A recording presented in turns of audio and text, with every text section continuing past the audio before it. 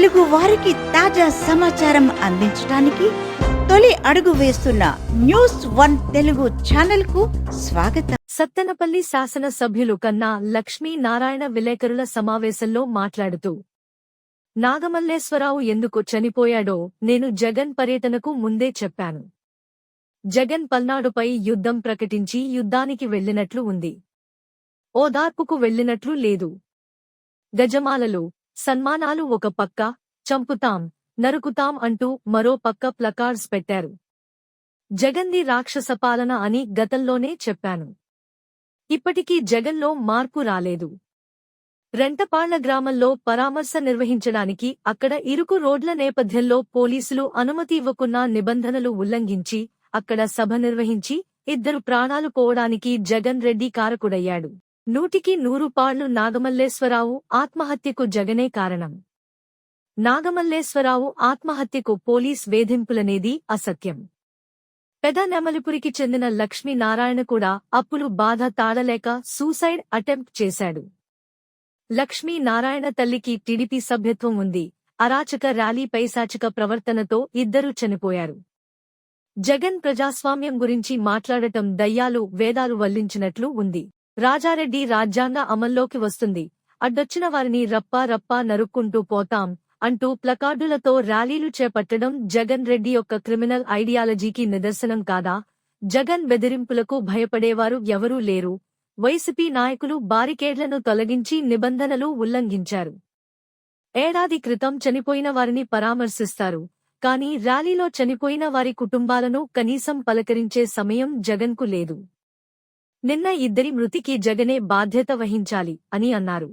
నన్ను రాత్రే press meet పెట్టాలని, ఎందుకంటే రాత్రి అక్కడ 7 అవుతుంది, మళ్ళీ తిరిగి వస్తా చనిపోయిన వాళ్ళ ఇళ్ళకెళ్ళి ఆయన పరామర్శిస్తాడేమో, నేను తొందరపడి ప్రెస్ మీట్ పెట్టిన వాడిని అవుతానేమో అని అనుకొని అది కూడా చూసి వాళ్ళ 10ంటికి ప్రెస్ మీట్ పెడదామని చెప్పేసి నేను అనుకున్నాను. నీ వల్ల నీ యుద్ధానికి బయలుదేరినటువంటి నీ అరాచక ర్యాలీ వల్ల 2 ప్రాణాలని బలికొన్నావు. కనీసం వాళ్ళ కుటుంబాలకు నువ్వేం చెప్తావో మరి వాళ్ళ ఒక్క మాట కూడా నీ నోటి నుంచి వచ్చినటువంటి సందర్భం దాని గురించి లేదు అని అడుగుతా ఉన్నాను. దానికి నువ్వేం చెప్తావు, వాళ్ళ కుటుంబాలకు ఏం చెప్తావు అని అడుగుతా ఉన్నాను. అలాగే నిన్న పాపం ఆయన ఒక ముసలి కన్నీళ్ళు కార్చారు కమ్మవారి గురించి. పాపం కొంతమంది కమ్మవారు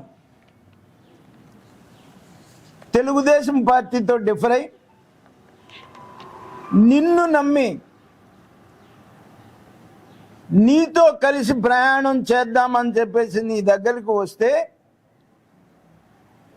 వాళ్ళని నువ్వు ఆ రోజున ఎలా వాడుకున్నావు? వాళ్ళందరి చేత కమ్మవాళ్ళని కమ్మవాళ్లతోనే తిట్టించాలి అనేటువంటి ఒక నీ పైశాచిక ఆనందం కోసం,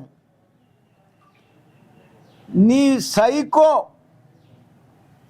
కళ్ళల్లో ఆనందం నింపటం కోసం నువ్విచ్చినటువంటి స్క్రిప్ట్ని చదివించి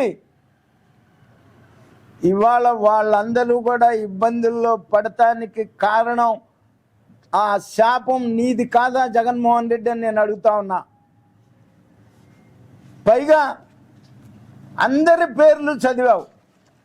నువ్వు చదివినటువంటి వాళ్ళందరి పేర్లు కూడా ఎంత అప్రజాస్వామ్యంగా,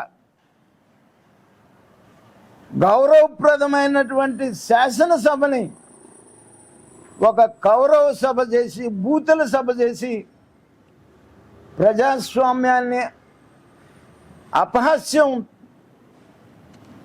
చేయించి సునకానందం, రాక్షసానందం పొందినటువంటి పరిస్థితి నీది. ఆ రోజున నువ్వు గుర్తు రాలేదా అని చెప్పేసి నేను అడుగుతా ఉన్నా.